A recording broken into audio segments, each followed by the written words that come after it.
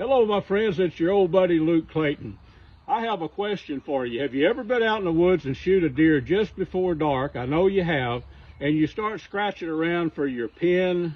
How are you going to cut the little date out on your tag? There's a lot of things you have to think about, and chances are you're going to be excited. Enter this. This is a tagging kit that's available through vineyardmax.net. Now check this out. This pin is lighted. There's a light on the end of it, and it writes all the time. You don't have to worry about it. Hit that and fill out your tag in the dark with this pin. It's got little snippers here. Check these out. How about this? For cutting the dates out on your tag.